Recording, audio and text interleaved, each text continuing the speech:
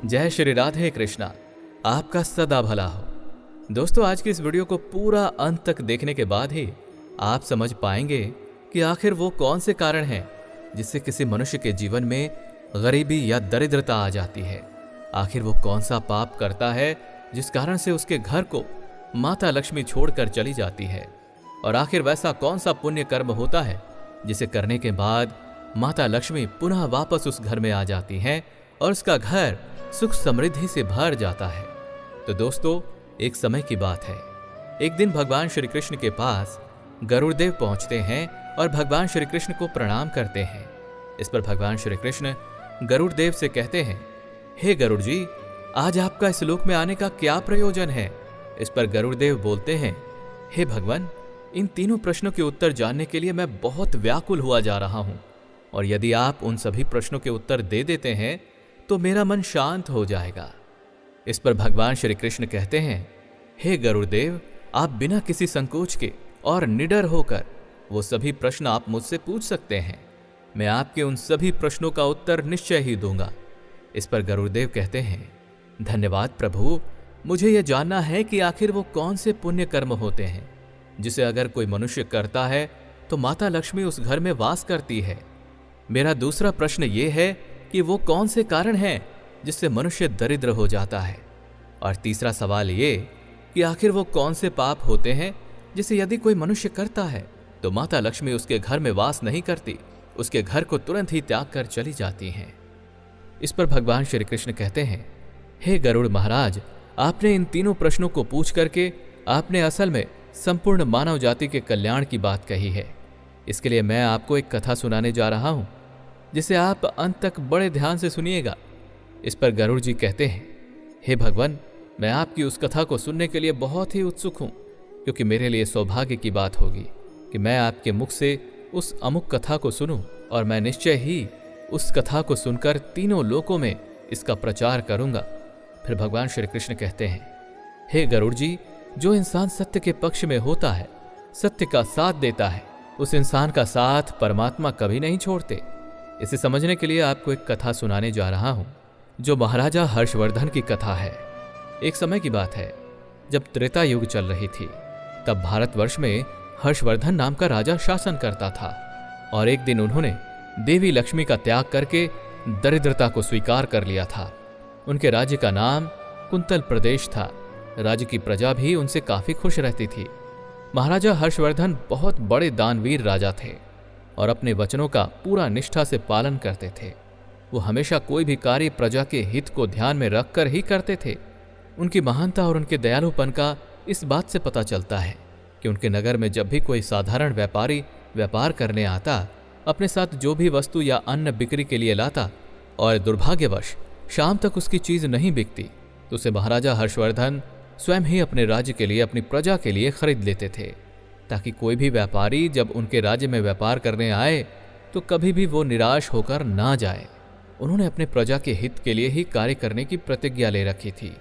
प्रतिदिन शाम को राजा के सेवक नगर में भ्रमण करते और उन्हें जो कोई भी नगर का व्यापारी दिखता जिसकी वस्तु दिन भर नहीं बिकी होती, तो उन वस्तुओं की कीमत पूछ करके उसका उचित मूल्य दे करके उस वस्तु को खरीद लेते थे।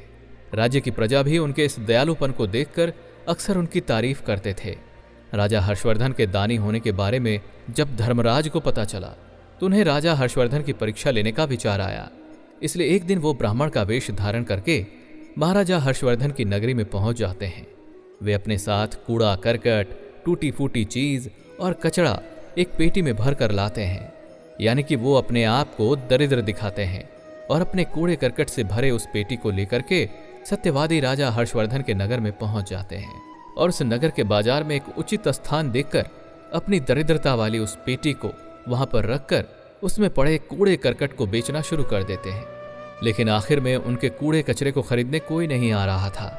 ब्राह्मण के रूप में धर्मराज इस स्थान पर सुबह से शाम तक बैठे रहे, लेकिन कोई भी खरीदार उनका कूड़ा कचरा खरीदने नहीं आता। और जब शाम भी हो गई तब राजा के सेवक नित्य प्रतिदिन की तरह बाजार में घूम रहे थे, और जिसका भी सामान बिक्री नहीं हुआ होता उसका उचित मूल्य देकर उससे वो सामान खरीद लेते, ताकि कोई भी व्यापारी अपना घर खाली हाथ ना जा सके। फिर उन सेवकों को ब्राह्मण के रूप में धर्मराज दिख जाते हैं, जो उन्हें काफी दरिद्र दिख रहे थे, जो अपनी पेटी में पड़े टूटी फूटी चीज और कचड़े को शाम तक नहीं बेच पाए थे। उसे देखकर उन सैनिकों ने कहा कि लगता है आप इस नगर में नए नए आए हैं, क्या किसी ने आपका सामान नहीं खरीदा? तो आखिर आप ऐसा क्या बेचने आए हैं जो आपका सामान बिक्री नहीं हुआ?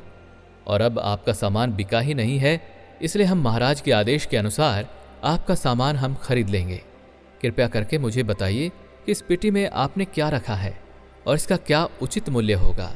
इस पर वो ब्राह्मण उन सैनिकों से कहता है, मेरी पेटी में दरिद्रता भरी हुई है, यानी कि मैंने अपने पेटी में कूड़ा करकट भर रखा है और इसका मूल्य 2000 स्वर्ण मुद्राएं हैं।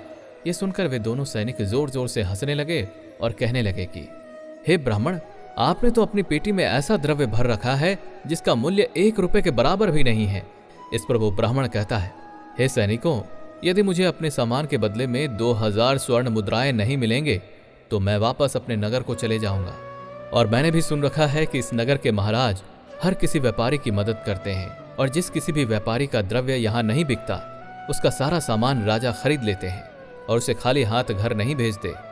आपके इस बर्ताव से मुझे ऐसा लग रहा है कि महाराजा के बारे में शायद मैंने कुछ गलत सुन लिया होगा, शायद वो झूठा वचन हो। ये सुनकर उन सैनिकों ने तुरंत जवाब दिया, हे ब्राह्मण, आपने बिल्कुल सही सुना है, हमारे महाराज बहुत दयालु हैं और जो भी व्यापारी अपना सामान नहीं बेच पाता तो उसे महाराजा कभी भी खाली हाथ घर नहीं भेजते, उसका सारा द्रव्य खरीद कर उसकी मदद करते हैं। इसलिए आपसे निवेदन है कि आप थोड़ी देर रुक जाएं, हम अभी अपने महाराज से पूछकर आते हैं। उसके बाद उन सैनिकों में से एक सैनिक महाराजा हर्षवर्धन के पास जाता है और कहता है, हे महाराज, आज एक व्यापारी अपने नगर में आया है। आश्चर्य की बात यह है कि उसने अपनी पेटी में कूड़ा कचरा भर रखा है और इसी का व्यापार करने वो यहाँ अपने नगर में आया है। और उससे भी बड़ी आश्चर्य की बात तो ये है कि वो अपने व्यापार की वस्तु जो कि कूड़ा कचरा है उसका मूल्य 2000 स्वर्ण मुद्राएं कह रहा है। इस पर महाराजा हर्षवर्धन उस सैनिक से कहते हैं, ठीक है, आप उस ब्राह्मण के पास जाएं और उस वस्तु का जितना कम से कम मूल्य हो सके उतना सुनिश्चित करवा लें, उसे वो मूल्य देकर और उसका सामान खरीद कर ले आएं। और ऐसा नहीं होना चाहिए कि वो अपना व्यापार का वस्तु वापस अपने घर ले जाए, नहीं तो मेरे वचन झूठे हो जाएंगे। राजा की आज्ञा का पालन करते हुए वो सेवक वापस ब्राह्मण के पास जाते हैं और उनसे आग्रह करते हैं कि हे ब्राह्मण, आपकी पेटी में जो भी वस्तु है उसका मूल्य हम 100 स्वर्ण मुद्राएं ही दे सकते हैं, क्योंकि हमें इतना ही उचित मूल्य लग रहा है। आप इतनी स्वर्ण मुद्राएं ले लें और प्रसन्नता के साथ अपने घर को वापस चले जाएं। सैनिक की बात का ब्राह्मण पर कोई असर नहीं हुआ। ब्राह्मण ने कहा, मैं 2000 स्वर्ण मुद्राओं से 1 आने भी कम नहीं लूंगा। यदि आप वास्तव में मेरा सामान खरीदने के इच्छुक हैं तो आप इसे खरीद लें, नहीं तो मैं वापस अपना सामान लेकर घर जा रहा हूं। तब राजा के सैनिक ने ब्राह्मण से कहा, अच्छा ठीक है, हम इसके बदले 400 स्वर्ण मुद्राएं ही दे सकते हैं और ये हमें उचित लग रहा है। लेकिन आश्चर्य की बात यह थी कि ब्राह्मण को 400 मुद्राएं भी कम लग रही थी और 2000 स्वर्ण मुद्राओं से नीचे किसी भी मूल्य पर अपनी सहमति नहीं दे रहा था। ब्राह्मण कहते हैं, मैंने आपको पहले ही बता दिया है कि मैं 2000 स्वर्ण मुद्राओं से 1 आने भी कम नहीं लूंगा। यदि आपको मेरा सामान खरीदना है तो विलंब ना करें, जल्दी से जल्दी मेरा सामान 2000 स्वर्ण मुद्राएं देकर खरीद लें, नहीं तो मैं यहाँ से चला जाऊंगा। राजा के सेवक वापस राजा के पास जाकर राजा से कहते हैं कि हे राजन, हमने उस ब्राह्मण को 400 स्वर्ण मुद्राएं भी देने की बात कही थी, लेकिन फिर भी वो नहीं मान रहा है और वो लगातार 2000 स्वर्ण मुद्राएं लेकर ही अपने सामान को बेचने का हठ लगाए रखा है।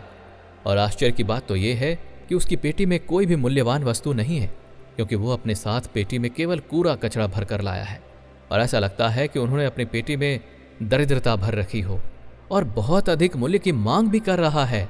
हे राजन, उस ब्राह्मण का कचरा 2000 स्वर्ण मुद्राओं में आपको नहीं खरीदना चाहिए। इस पर महाराज हर्षवर्धन कहते हैं, सैनिकों, मुझे ऐसा लग रहा है कि ये मेरे लिए सत्य की परीक्षा है, इसलिए मैं उस व्यापारी को अपने राज्य से खाली हाथ नहीं जाने दे सकता। मैं सत्य का कभी त्याग नहीं करूंगा। इसलिए उचित यही होगा कि जिस मूल्य की मांग वो कर रहा है उसे वो मूल्य देकर आओ और उसकी सभी वस्तुओं को खरीद लेना और राजमहल में ले आना। वो सैनिक राजा की आज्ञा का पालन करते हुए वापस ब्राह्मण के पास जाते हैं और तुरंत ही ब्राह्मण को 2000 स्वर्ण मुद्राएं दे देते हैं और बदले में उस व्यापारी से उसकी दरिद्रता से भरी हुई पेटी को लेकर राजमहल की ओर चल पड़ते हैं और व्यापारी भी अपने नगर को लौट जाता है। सैनिक उस दरिद्रता से भरी हुई पेटी को राजमहल में ले आते हैं और फिर राजा हर्षवर्धन भी उस दरिद्रता से भरी हुई पेटी को राजमहल के अंदर रखवा देते हैं।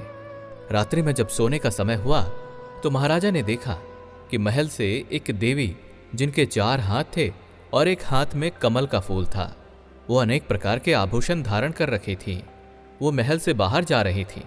तो राजा उस देवी को देखकर आश्चर्य में पड़ जाते हैं और उनसे पूछते हैं कि हे देवी, आप कौन हैं और इस रात्रि में आप कहाँ से आ रही हैं और कहाँ जा रही हैं?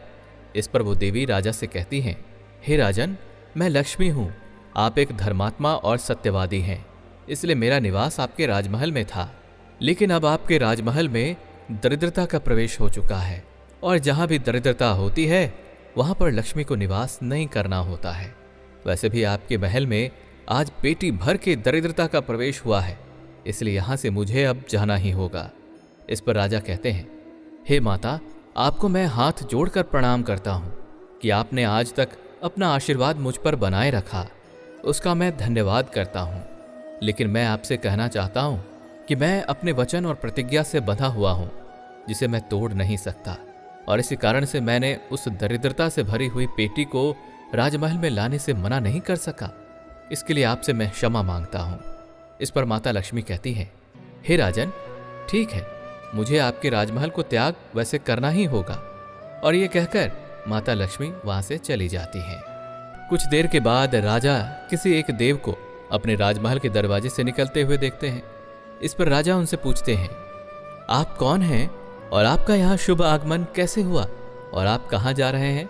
तो उस देव ने कहा, हे राजन, मेरा नाम दान है, आपने हमेशा से धर्म का पालन किया है, आप एक सत्यवादी और धर्मात्मा हैं और इसी कारण से मैं आपके महल में रहता था।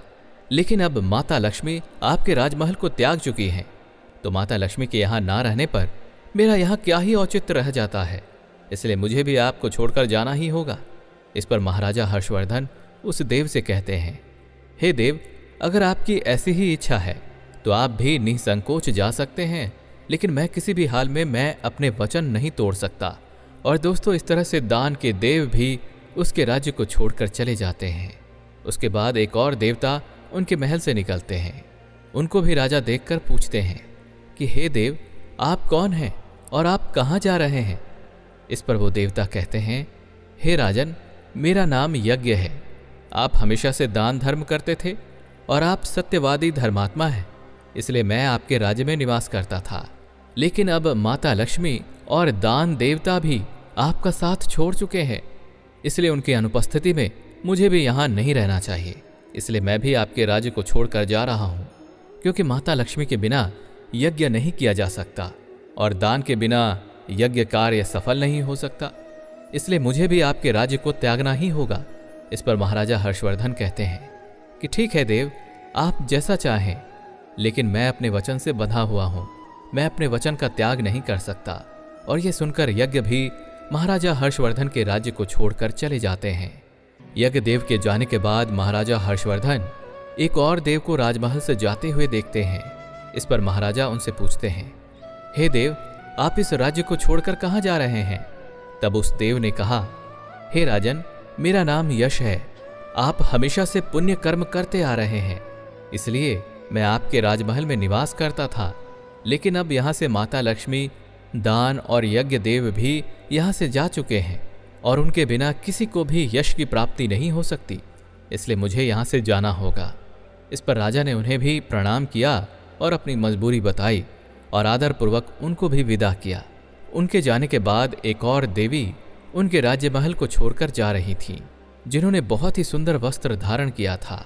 महाराजा हर्षवर्धन उनसे पूछते हैं कि हे माता, आप कौन हैं और आप मेरे राज्य को त्याग कर कहाँ जा रही हैं? इस पर वो देवी कहती हैं कि हे राजन, मैं कीर्ति हूँ और जहाँ भी माता लक्ष्मी दान यज्ञ यश निवास नहीं करते हैं वहाँ कीर्ति भी नहीं होती है। सबने आपका साथ छोड़ दिया है, इसलिए मुझे भी यहाँ से जाना ही होगा। फिर राजा ने उन्हें भी जाने दिया। अंत में एक और देव राजमहल से निकलते हैं और उसे देखकर राजा पूछते हैं, हे देव, आप कौन हैं और आप हमारे राजमहल को छोड़कर कहाँ जा रहे हैं? इस पर वो देवता कहते हैं, हे राजन, मैं सत्य हूं। मैं आपके यहाँ निवास करता था क्योंकि आप एक सत्यवादी धर्मात्मा हैं। लेकिन अब से माता लक्ष्मी, दान, यज्ञ, यश, कीर्ति आदि सभी देवता आपके राज्य को छोड़कर चले गए हैं, इसलिए मुझे भी आपके राज्य को छोड़कर जाना होगा। इस पर महाराजा हर्षवर्धन उस देव से कहते हैं, हे देव, मैंने तो आपका यानी कि सत्य का कभी भी त्याग नहीं किया है और इसी कारण से मुझे सभी छोड़कर चले गए हैं, तो आप मुझे कैसे छोड़कर जा सकते हैं? मैंने तो अपने सत्य वचन को निभाने के लिए ही दरिद्रता को भी अपने घर में प्रवेश दे दिया था। मैंने तो संसार की भलाई के लिए ही ये वचन लिया था कि मेरे राज्य से कोई भी व्यापारी खाली हाथ नहीं जाएगा। जो कोई भी अपनी वस्तु बेचने आएगा और इसकी खरीदारी कोई नहीं करता तो मैं उसे खरीद लूंगा। और इसी वचन को मैंने आज तक निभाया है। मैंने ब्राह्मण व्यापारी को भी 2000 स्वर्ण मुद्राएं दिए थे और तब जाकर उसकी दरिद्रता से भरी पेटी को अपने राजमहल में रखवाया। और इसी कारण से माता लक्ष्मी ने आज मेरा साथ छोड़ दिया है और वो इस राज्य को छोड़कर चली गई हैं।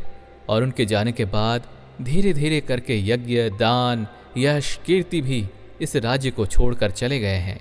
और मैं तो केवल सत्य वचन का ही पालन करना चाहता था, इसलिए मैंने उन्हें रोका भी नहीं। और आप सत्य हैं और आप भी मेरा साथ छोड़कर जा रहे हैं। इस पर महाराजा हर्षवर्धन की बात को सुनकर वो देवता बोलते हैं, हे राजन, यदि आपने मेरे लिए यानी कि सत्य के लिए ही त्याग किया है तो ठीक है, मैं आपके राज्य को नहीं छोड़कर जाऊंगा। आप सही मायने में बहुत ही सत्यवादी हैं और पुण्यात्मा हैं और यही कारण है कि मैं आपके राजमहल को कभी नहीं छोड़ूंगा। और इस तरह से वो देव फिर से राजमहल में लौट आते हैं। उसके कुछ देर बाद पुनः कीर्ति माता भी वापस आ जाती हैं। इस पर महाराजा हर्षवर्धन उनसे कहते हैं, हे माता, आपने तो मेरे राज्य का त्याग कर दिया था, तो आप फिर से लौट आई हैं। इस पर वो देवी कहती हैं, हे राजन, मैं माता लक्ष्मी, यज्ञ, दान, यश के बिना तो रह सकती हूँ, लेकिन सत्य देवता के बिना नहीं। इसलिए जहां भी सत्य देवता होंगे वहां मेरा भी निवास होगा। और ये सुनकर राजा को बहुत ही प्रसन्नता हुई और उन्होंने माता को प्रणाम किया। और इस तरह से देवी कीर्ति भी उनके राजमहल में लौट आती हैं। कुछ देर के बाद पुनः यश लौटकर आते हैं तो राजा ने उनसे कहा, हे देव, आप तो मुझे छोड़कर चले गए थे और अब वापस लौटकर आए हैं। इस पर देवता कहते हैं, हे राजन, संसार का कोई भी राजा कितना ही धनवान क्यों ना हो जाए, कितना ही दानवीर हो, लेकिन उसे सत्य के बिना यश की प्राप्ति नहीं हो सकती। इसलिए जहां भी सत्य देव रहते हैं वहां पर मेरा भी निवास रहता है। और इसी तरह से यश भी उस राजमहल में वापस लौट आते हैं। उसके कुछ समय बाद ही वापस से यज्ञ भी लौट कर आ जाते हैं। इस पर महाराजा फिर से उस देवता से पूछते हैं कि हे देव, आप भी लौट आए? इस पर वो देवता कहते हैं, हे राजन, चाहे किसी के पास कितना ही धन दौलत हो, दानवीर हो, लेकिन सत्य के बिना यज्ञ सफल नहीं हो सकता। आपके अंदर सत्य विराजमान है और इसलिए मुझे भी आपके ही पास रहना होगा। और इतना कहकर यज्ञ भी उस राजमहल में वापस लौट आते हैं। और उसके कुछ समय बाद वापस से दान के देवता भी लौट आते हैं, जिन्हें देखकर महाराजा पूछते हैं, हे देव, आप मुझे तो छोड़कर चले गए थे, आप वापस से आए हैं, इसका क्या कारण है? तब उस देवता ने कहा, हे राजन, मैं दान हूं। कुछ समय पहले ही आपके राज्य को छोड़कर मैं चला गया था, लेकिन मुझे पता चला है कि आप में तो सत्य विराजमान है और आपने सत्य का त्याग नहीं किया है। और इसलिए जहां भी सत्य होगा वहां दान भी होगा। इसलिए संसार में कोई भी इंसान चाहे कितना ही अमीर क्यों ना हो, लेकिन सत्य के बिना दान सफल नहीं हो सकता। इसलिए मुझे वापस लौटना पड़ा। इस पर महाराजा हर्षवर्धन कहते हैं कि आपका भी मैं पुनः स्वागत करता हूं। और इस तरह से दान के देवता भी उस राज्य महल में वापस लौट आते हैं। और उनके कुछ देर बाद ही साक्षात माता लक्ष्मी वापस लौट आती हैं। जिस पर राजा कहते हैं, हे माता लक्ष्मी, मुझे तो आप छोड़कर चली गई थी। इस पर माता लक्ष्मी कहती हैं कि हे राजन, ये तो आपकी सत्य की परीक्षा थी, और वैसे भी जहां यश, दान, यज्ञ और सत्य होगा वहां माता लक्ष्मी के बिना सफलता प्राप्त नहीं की जा सकती। इसलिए मुझे आपके सत्य धर्म की रक्षा करने के लिए आपके पास लौटना पड़ा। इस पर राजा कहते हैं कि हे माता लक्ष्मी, मेरे यहाँ तो दरिद्रता भरी पड़ी है, और जहां भी दरिद्रता होती है वहां आपका निवास कैसे हो सकता है? इस पर माता लक्ष्मी कहती हैं कि हे राजन, आप चिंता मत करिए, मेरी कृपा से आपकी दरिद्रता से भरी हुई पेटी स्वर्ण और रत्नों में बदल जाएगी। और इतना कहने के बाद माता लक्ष्मी वापस से राजमहल में प्रवेश कर जाती हैं। और इस तरह से माता लक्ष्मी के प्रवेश करते ही वो कूड़े कचरे से भरा हुआ पेटी स्वर्ण और रत्न के आभूषणों में बदल जाते हैं। और उसके कुछ समय बाद ही वहां एक ब्राह्मण वापस से राजमहल में आ जाते हैं, जिन्होंने कूड़े करकट से भरी पेटी को राजा को बेची थी। उन्हें देखकर महाराजा कहते हैं कि हे ब्राह्मण, आप कौन हैं? आपने तो वैसे भी मेरा त्याग नहीं किया है, तो आपका यहाँ कैसे आना हुआ? इस पर वो ब्राह्मण जवाब देते हैं कि हे राजन, मैं वही ब्राह्मण हूँ जिसने आपको 2000 स्वर्ण मुद्राओं के बदले कूड़ा करकट और कचरे से भरा पेटी आपको भेजा था। और इसी कारण से आपके राजमहल में दरिद्रता ने प्रवेश कर लिया था। लेकिन मुझे खुशी है कि आप मेरी परीक्षा में सफल हुए। आपने सत्य के आधार पर मुझे जीत लिया है और यही कारण है कि मैं आपको वरदान देने आया हूँ। तो आखिर मैं आपको कौन सा वर प्रदान करूं? ये कहकर धर्मराज ने अपना वास्तविक रूप धारण किया। उन्हें देखकर राजा हर्षवर्धन कहते हैं कि हे धर्मराज, आपका दर्शन पाकर मैं धन्य हुआ। मुझे और कुछ नहीं चाहिए। मैं बस इतना ही चाहता हूं कि आपकी कृपा मुझ पर सदैव बनी रहे और मैं कभी भी अपने सत्य और धर्म के मार्ग से ना हटूं। और यह सुनकर राजा धर्मराज को बहुत ही प्रसन्नता हुई और उन्होंने राजा को आशीर्वाद दिया और वहां से अंतर ध्यान हो गए।